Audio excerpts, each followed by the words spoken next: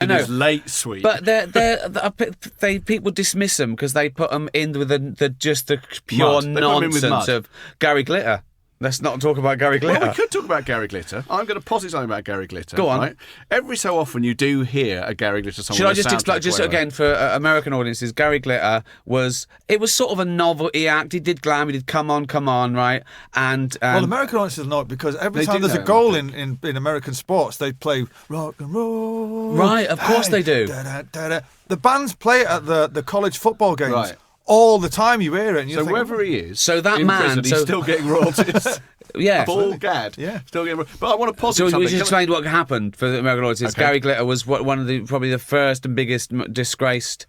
Not the biggest. Savile in Britain. Well, Savile was much later. And that was the first, but yeah, not the biggest. Glitter was like still the biggest. I think if you're talking pedo scandals, Savile's still top of the league. Yeah, and Gary Glitter's like. I even feel bad about he's like lumping. Liverpool. He's like fourth.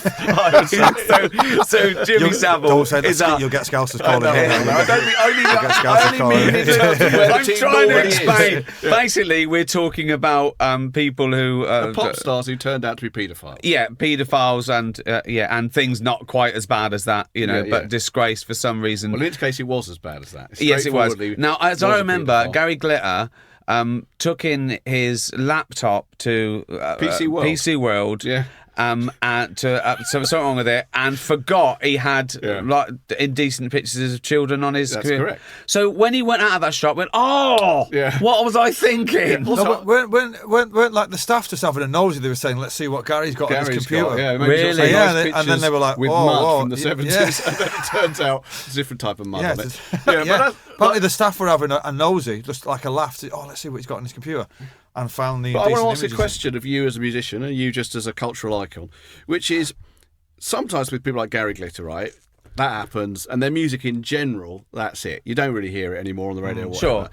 But there are other people who say Michael Jackson. I'm going to use Michael Jackson. Now, Michael Jackson. No one absolutely conclusively proved anything about Michael Jackson, but you might have thought that the fact that he was known to have shared a bed with children and that he paid an enormous amount of money to that children's family so they didn't go to court might lead to him dropping on the playlist. But here's my point. I think there are some people whose music is so good that no matter what they've done, that we can't really lose them. So we have to make excuses sort of for what they've done. Yeah. Well, the truth is we know. There's a comedian in America called Patrice O'Neill. He's dead now. But he famously said about this thing, Michael Jackson, it comes out, and people are going, maybe I won't listen to Bad, but Thriller, he probably wasn't doing it then. I can listen to Thriller. No, that's the point. Of course, Gary Glitter, forget it. It's only a couple of tracks. We don't need it. Exactly. We're not saying that Michael Jackson was definitely a paedophile. And also, it's also to do with being cool and not cool, isn't it?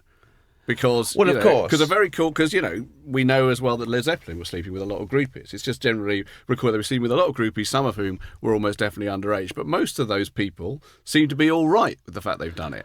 Well, I think it might also be the fact that it was, someone was actually convicted, and it became, it was a point of law and proof. I think that's the other thing. If Michael Jackson was convicted, you probably wouldn't hear so much. Yeah, but then again, Bill Cosby, right? The most loved man in America.